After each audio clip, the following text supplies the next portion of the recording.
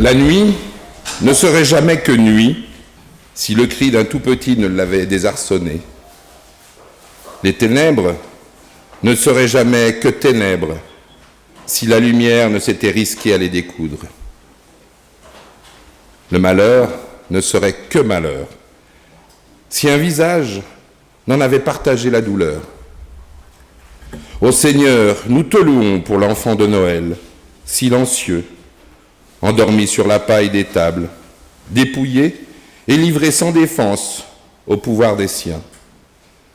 Cet enfant, fruit dans la corbeille, prêt à être donné, habitant dans la nuit avant d'offrir à tous ta lumière, est ton amour d'âge en âge remis entre nos mains humaines.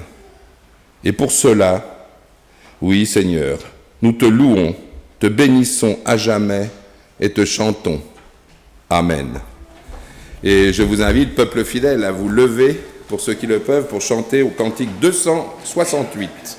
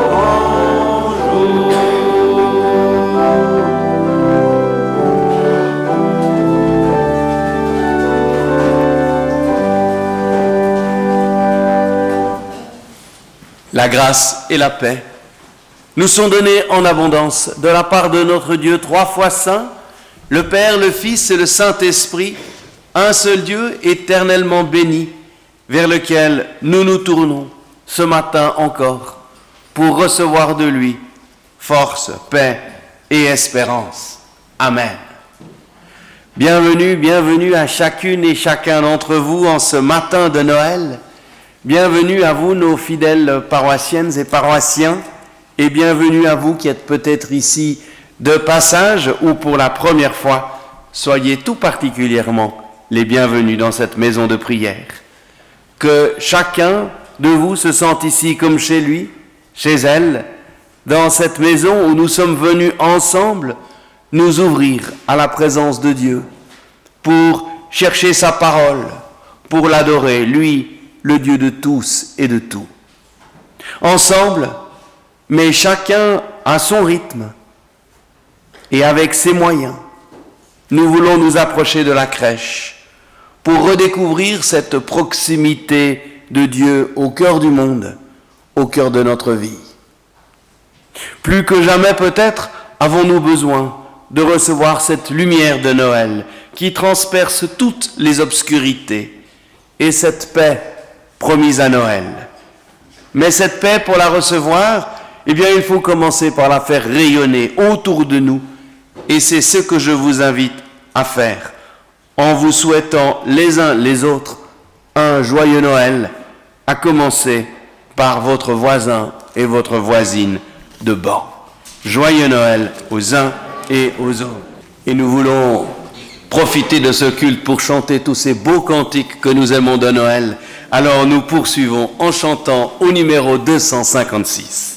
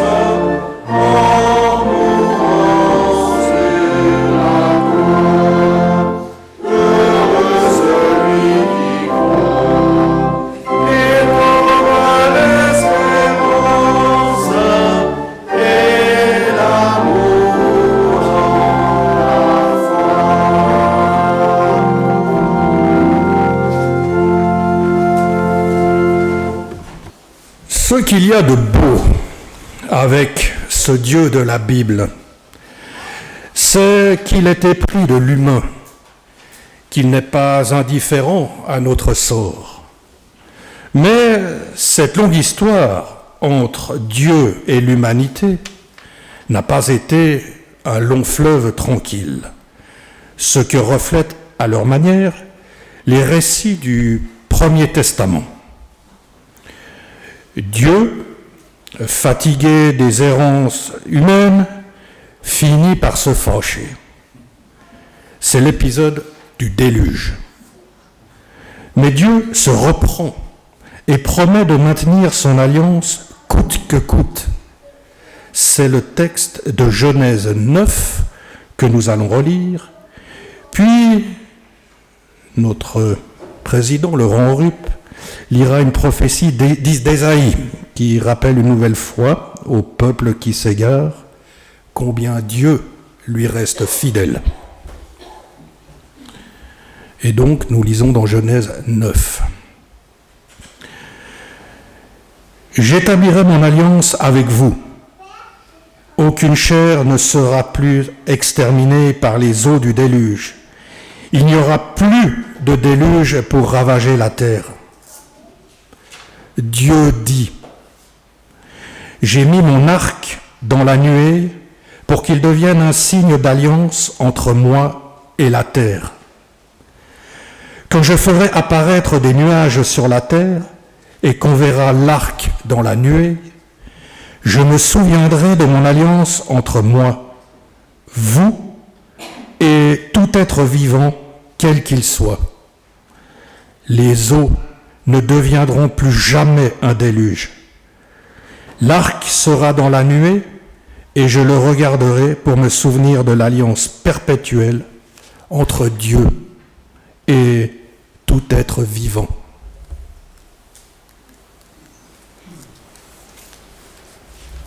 Et dans le livre d'Ésaïe, au chapitre 7, les versets 13 à 15.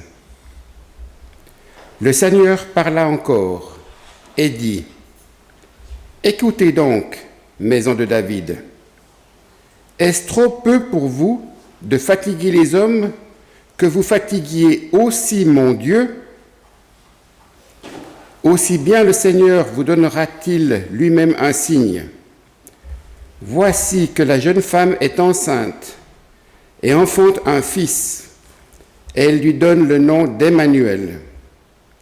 De crème et de miel il se nourrira, sachant rejeter le mal et choisir le bien. Je vous invite à la prière. Aujourd'hui, Dieu de lumière, l'humanité entière est conduite à la crèche où, dans un fragile nouveau-né caché sous les brins de paille, elle contemple ton éblouissant visage révélé à la face de la terre. En ce jour de Noël, voici notre prière. Fixe des étoiles resplendissantes ou timides au firmament de l'humanité, tellement enveloppée de brume. Pose des signes dans le déroulement parfois chaotique et sombre de nos jours, afin que nous puissions choisir le chemin à prendre pour avancer sur de justes chemins, et que nous puissions un jour reconnaître ta présence, discrète et humble, comme celle de l'enfant trouvé par les bergers et les mages, sur le sol d'une étable et donné en cadeau pour éclairer à jamais notre terre. Amen.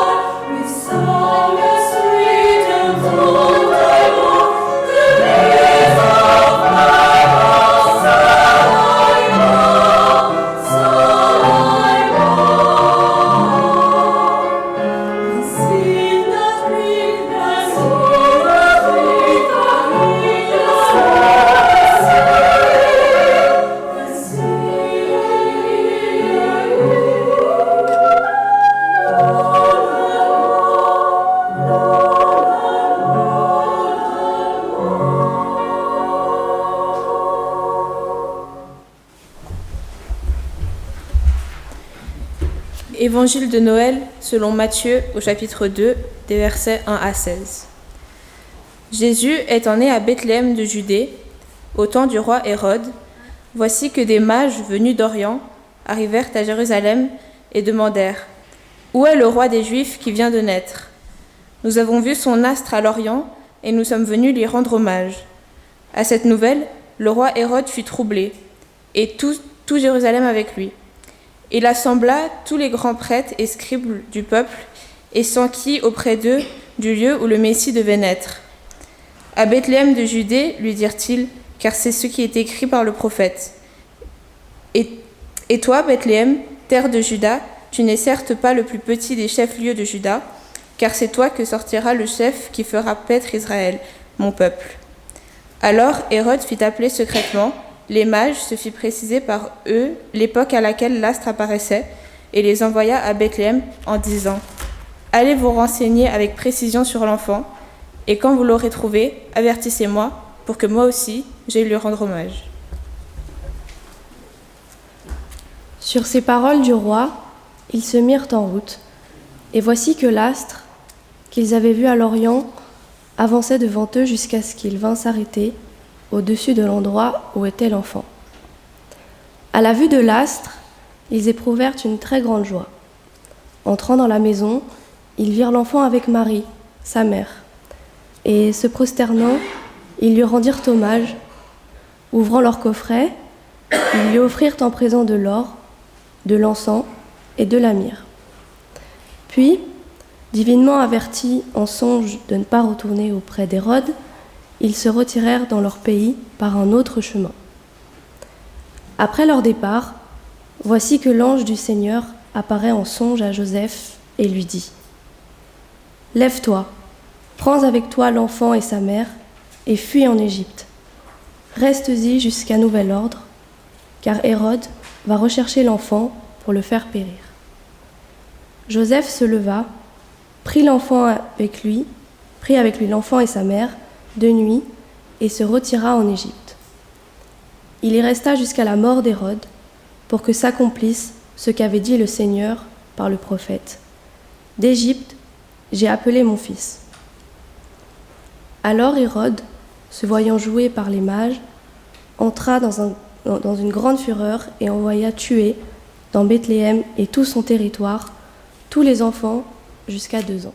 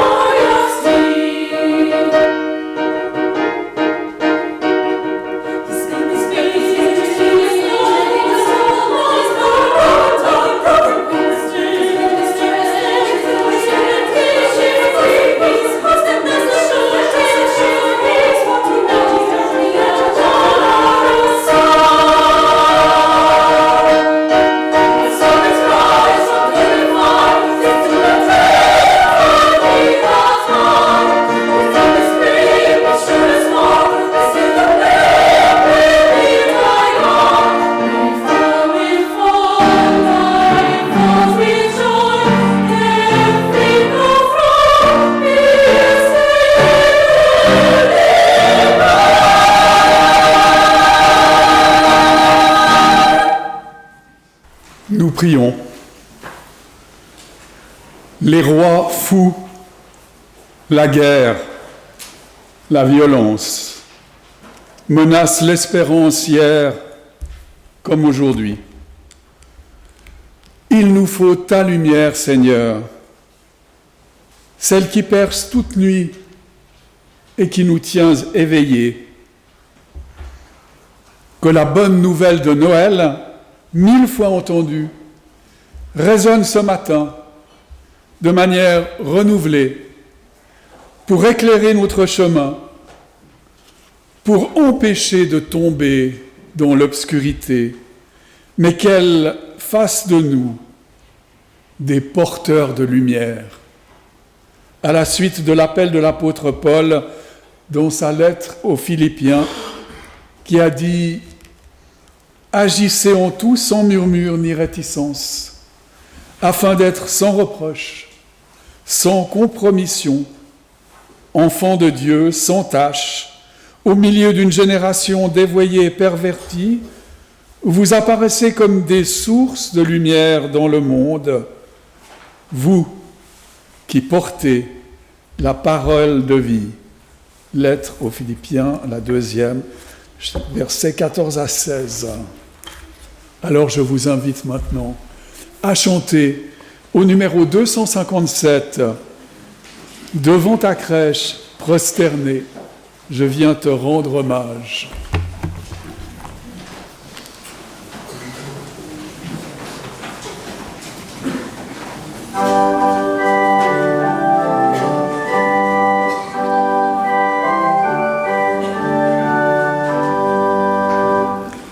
Devant ta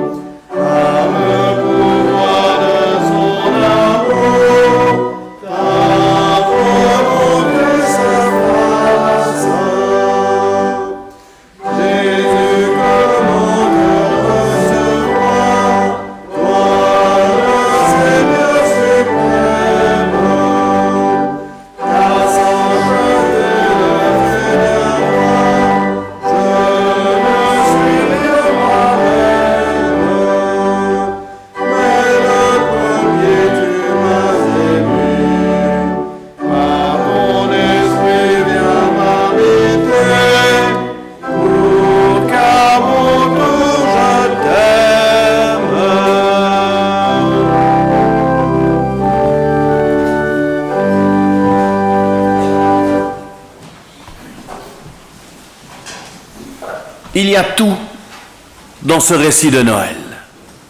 Les foules jetées sur les routes par suite d'une décision politique, ce qui provoque chaos et incertitude.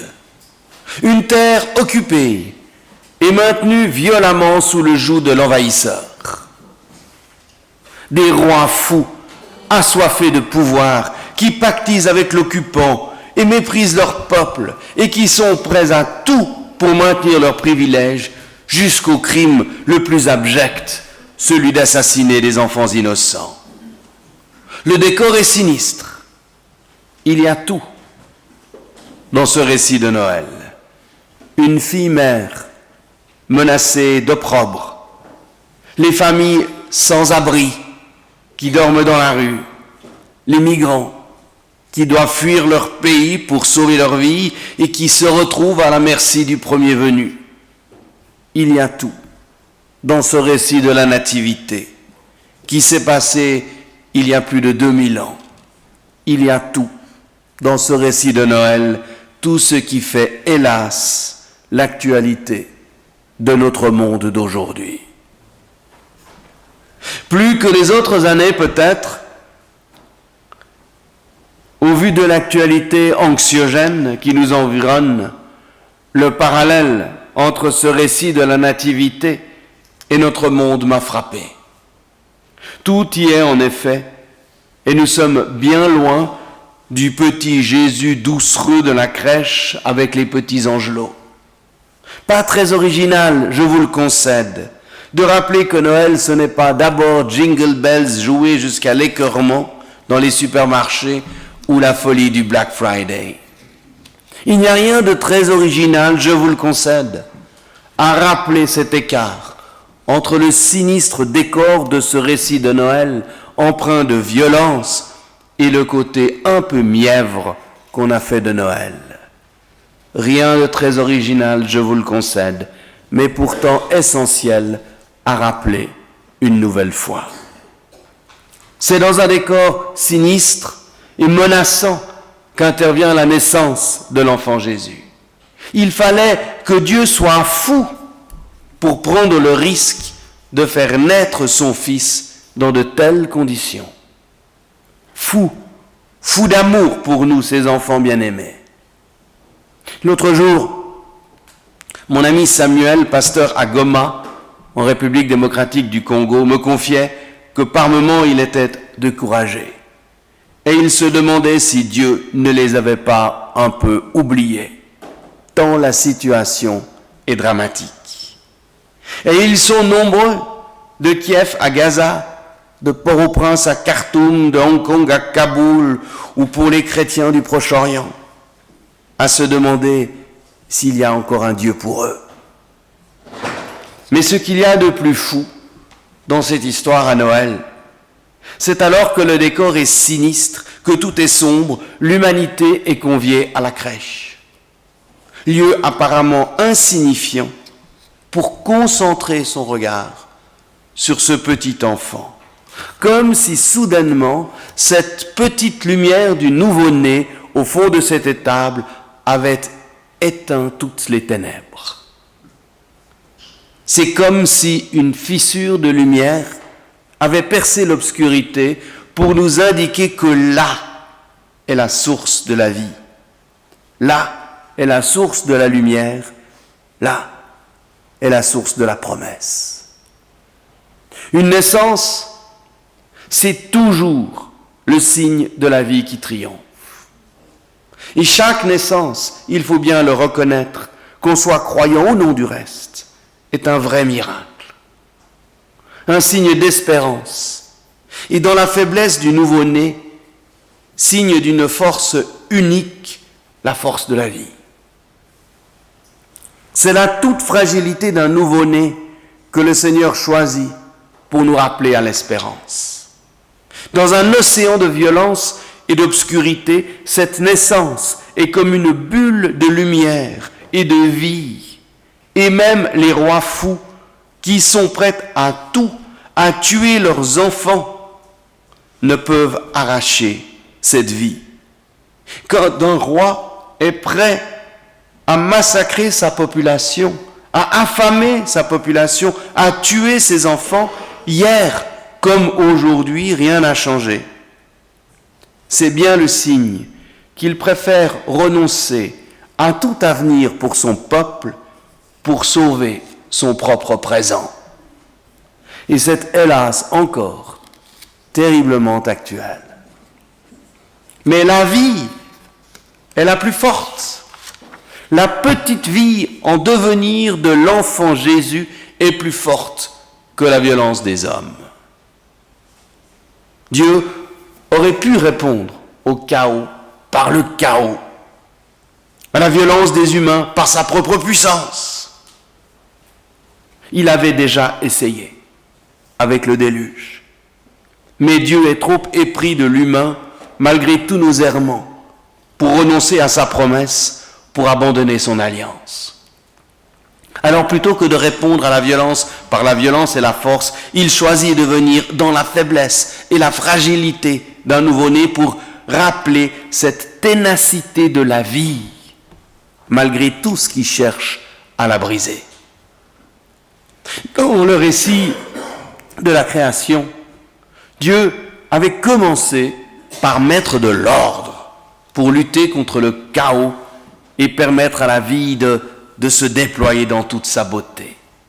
Mais toujours encore, l'humanité est menacée par le chaos, un chaos qu'elle subit et si souvent qu'elle induit elle-même. Les forces du mal sont à l'œuvre si souvent et elles profitent de notre faiblesse, de nos envies, de nos failles. Elles profitent de la folie des puissants et surtout de leur orgueil. Dans le récit de Noël, il y a comme un combat déséquilibré entre les forces du chaos qui utilisent toute la puissance mondaine et les forces de la vie qui se concentrent dans ce frêle nouveau-né. Et pourtant, à Noël, la vie arrive à se frayer un chemin dans ce chaos et cette violence.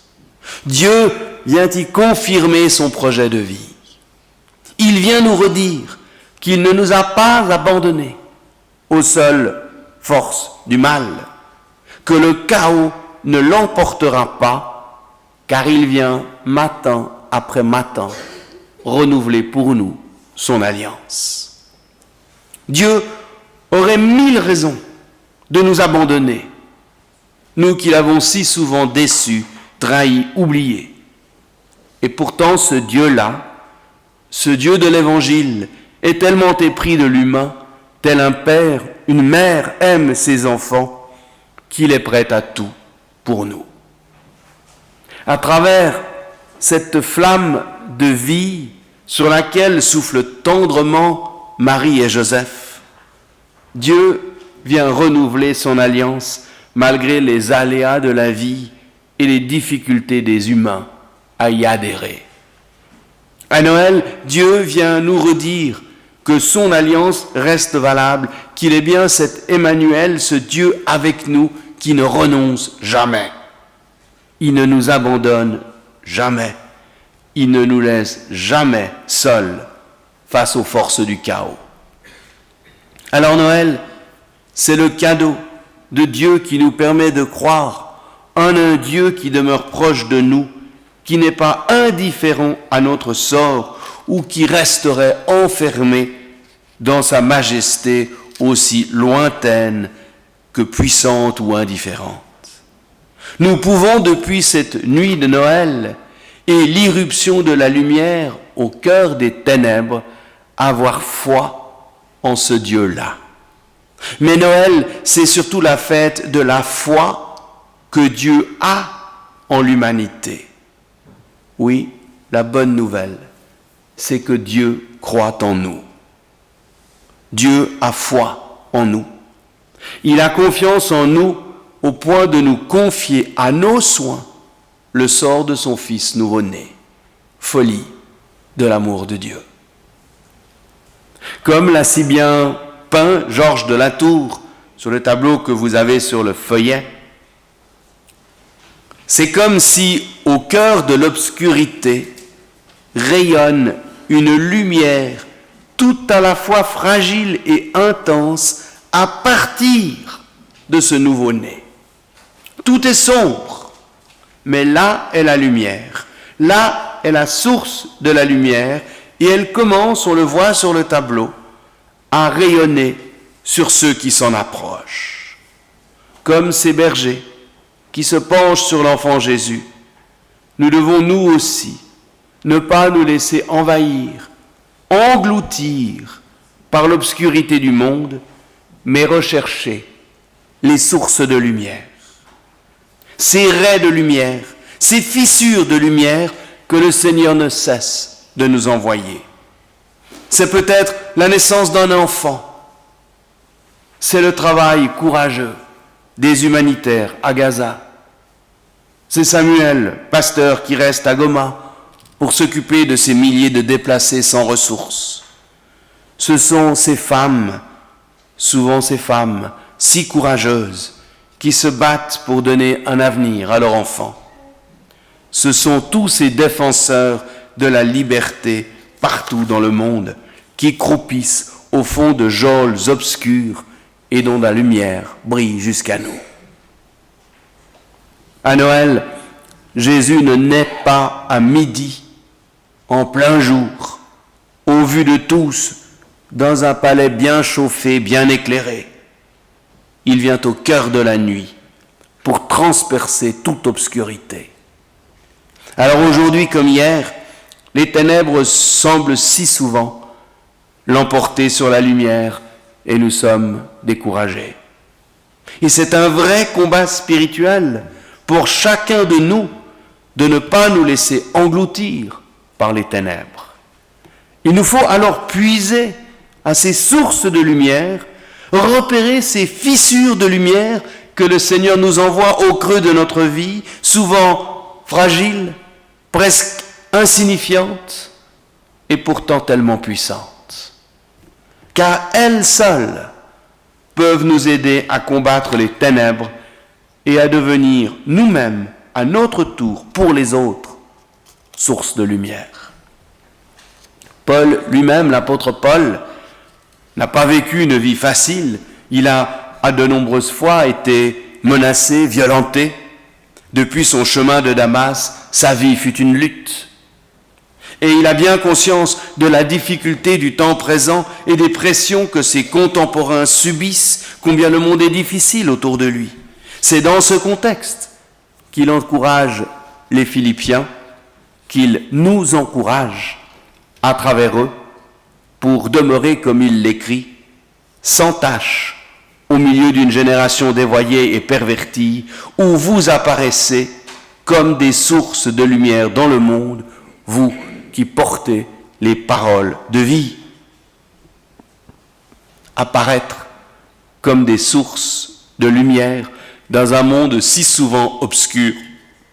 Voilà la mission que nous recevons ce matin, nous qui venons puiser à la source même de la lumière, nous qui venons, tels les bergers et les mages, nous pencher vers le berceau du nouveau-né.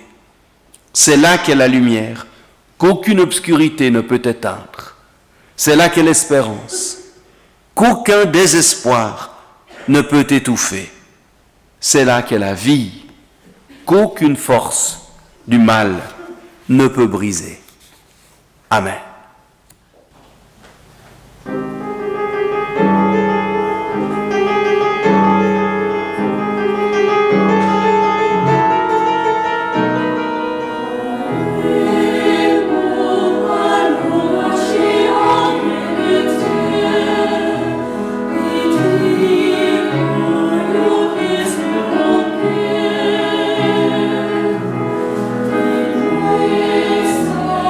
Christus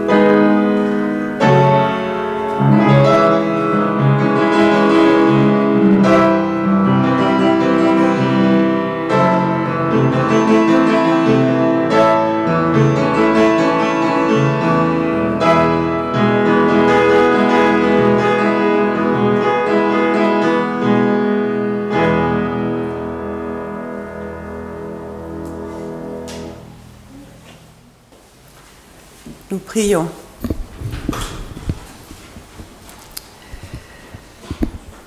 Pour annoncer un commencement, il fallait bien un enfant, un visage de tout petit qui porte l'inouï. Dieu s'invite dans notre histoire, il est à nos côtés, pèlerin d'humanité. Celles et ceux qui goûtent cette présence sont en chemin vers leur naissance. Elles abritent en eux une racine de lumière incomparable, à jamais inébranlable. Avec le peuple de toutes celles et ceux qui de tout temps et en tout lieu t'ont attendu avec ferveur et découvert au creux de leur vie avec reconnaissance. Nous voulons te chanter, Seigneur, et te louer, toi, le Dieu 3 fois saint. Et je vous invite à ouvrir vos cantiques au cantique 265, la strophe 1.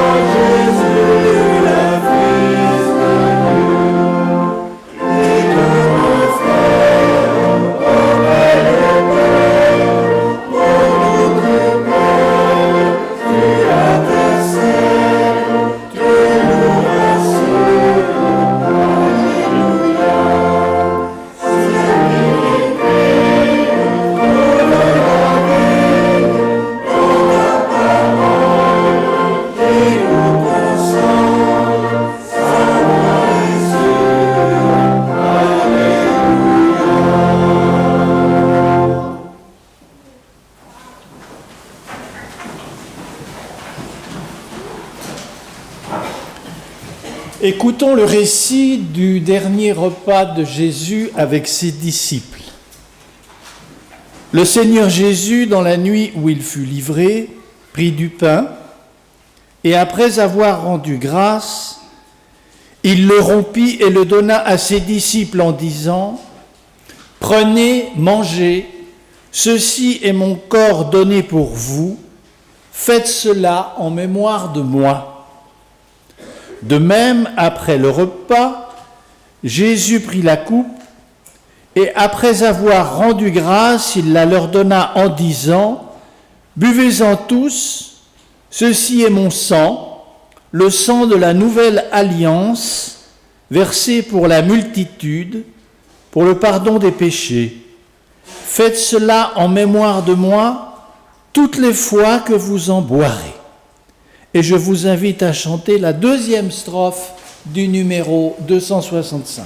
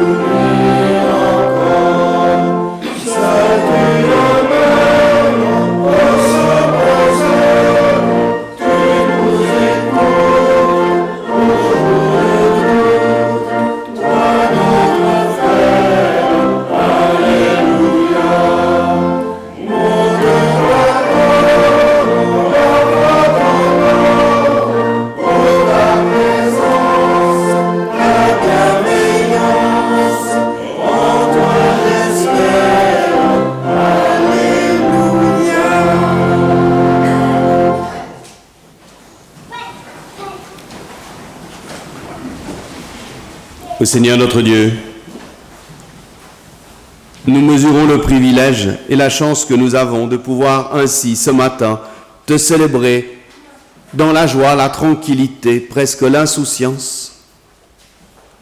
Nous voulons, oui, te remettre tous ces lieux obscurs de notre planète, tous ces lieux où la violence, l'oppression, la famine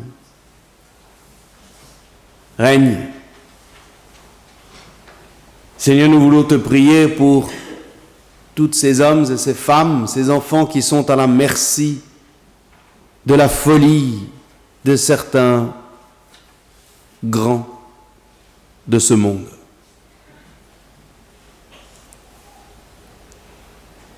Nous voulons aussi ne pas oublier ces lieux de misère si proches de nous, ces gens qui dorment dans la rue, ces enfants qui sont inquiets, ces couples qui sont en peine, ces hommes et ces femmes qui se battent contre la maladie, tous ces gens qui sont laissés de côté. Seigneur, nous ne pouvons changer les ténèbres, nous ne pouvons nous battre sur tous les fronts, mais tu nous demandes, Seigneur, de repérer ces taches de lumière que tu ne cesses de nous envoyer dans notre vie pour que nous puissions devenir tes ambassadeurs, tes ambassadrices, des porteurs de lumière. Alors Seigneur, nous te le demandons, nous te prions pour nous, pour que nous puissions être bénis par ta lumière ce matin, que nous puissions être touchés et que de notre modeste vie puissent rayonner ces traits de lumière. Seigneur, nous te prions pour notre communauté ici, fragile, et en même temps tellement désireuse de vivre à l'écoute de ta parole. Puisse notre communauté, Seigneur, être témoin de cette espérance dans ce monde. Et nous te prions pour toutes ces communautés sœurs qui, ce matin, chantent ta louange, les communautés de toute confession. Et Seigneur, nous te prions pour tous ceux qui, au-delà de nos églises, sont des hommes et des femmes de bonne volonté,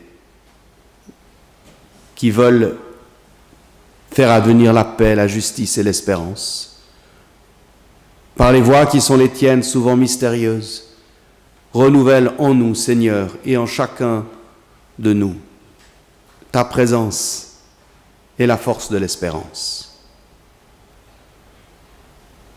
Et toutes nos prières, Seigneur, nous voulons les réunir maintenant, en te disant cette prière qui, mieux que nos mots souvent maladroits, essaye de dire la confiance que nous avons en ton amour. Notre Père qui es aux cieux, que ton nom soit sanctifié, que ton règne vienne, que ta volonté soit faite sur la terre comme au ciel. Donne-nous aujourd'hui notre pain de ce jour. Pardonne-nous nos offenses, comme nous pardonnons aussi à ceux qui nous ont offensés. Et ne nous laisse pas entrer en tentation, mais délivre-nous du mal, car c'est à toi qu'appartiennent le règne, la puissance et la gloire au siècle des siècles. Amen.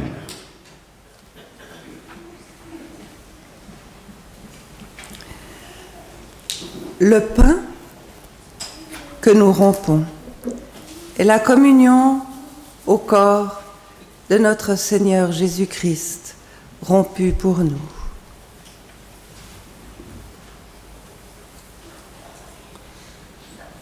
La coupe de bénédiction pour laquelle nous rendons grâce est la communion au sang de notre Seigneur Jésus-Christ qui a offert sa vie en partage pour notre vie.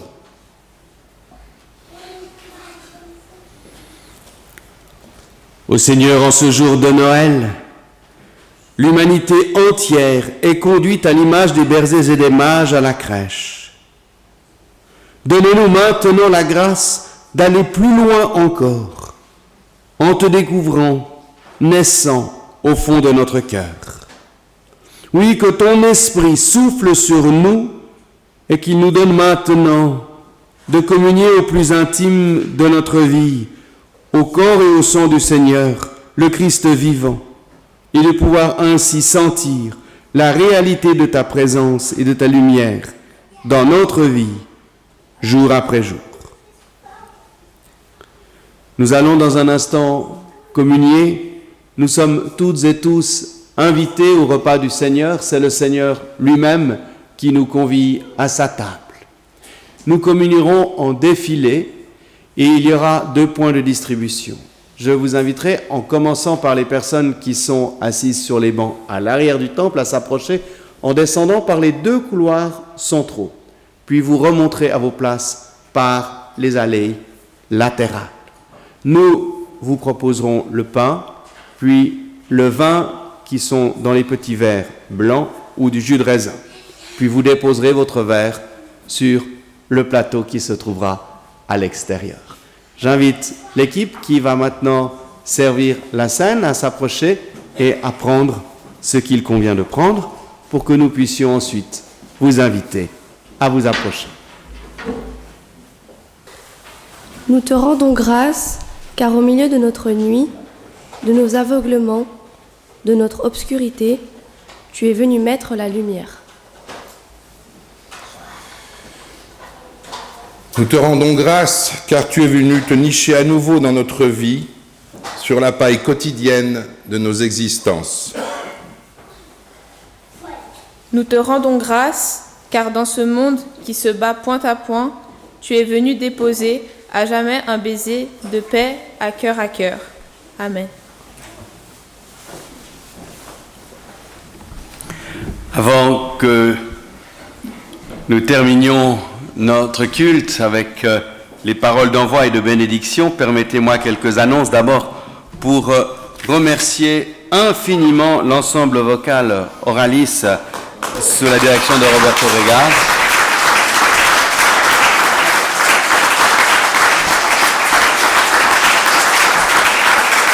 Et merci à Tigrane qui a rendu cela possible. Revenez quand vous voulez. Vous êtes en tout cas les bienvenus quand vous voulez. Vous nous avez vraiment emmenés vraiment magnifiquement.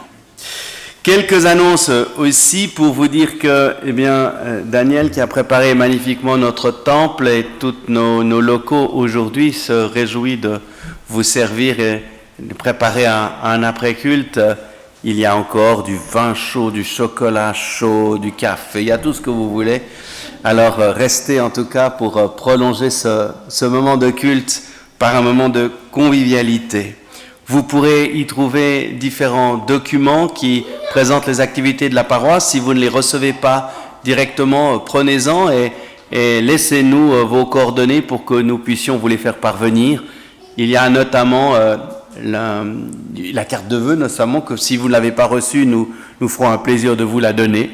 Il y a toujours les prédications aussi qui sont à disposition à la sortie du culte. Il y a aussi différentes annonces pour les prochaines activités de la paroisse, à commencer par le culte du 5 janvier, ce sera l'Épiphanie. On a un peu lu le texte de l'Épiphanie déjà aujourd'hui, mais c'est pas grave, ça allait bien pour mon propos. Mais on va reprendre la fête de l'Épiphanie le 5 et surtout le culte sera précédé par un petit déjeuner. Donc vous aurez l'occasion unique d'être le roi ou la reine d'un jour. Et comme il y a plusieurs couronnes, à mon avis, vous avez plusieurs chances. Donc venez pour le petit déjeuner. Et puis entre deux, eh bien, il y aura le culte dimanche prochain et nous nous retrouverons tous à Saint-Pierre pour ce culte de rassemblement. Nous allons maintenant chanter le cantique incontournable de Noël pendant lequel l'offrande pour la vie de la communauté va être recueillie. Je vous invite à donner avec générosité.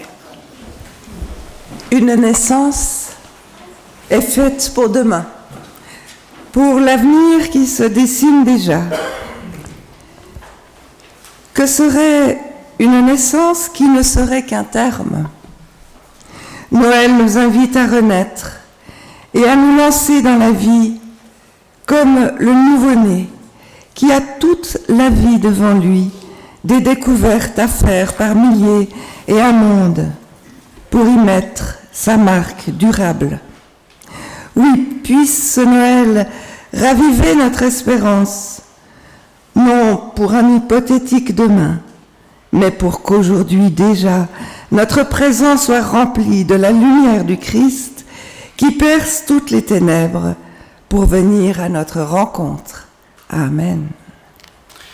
Et nous allons recevoir la bénédiction pour laquelle je vous invite à vous lever, après quoi je vous inviterai à vous rasseoir pour entendre encore 2 morceaux, je crois, que nous proposera l'ensemble Oralis pour notre grande joie. Vincent, tu nous rejoins pour la...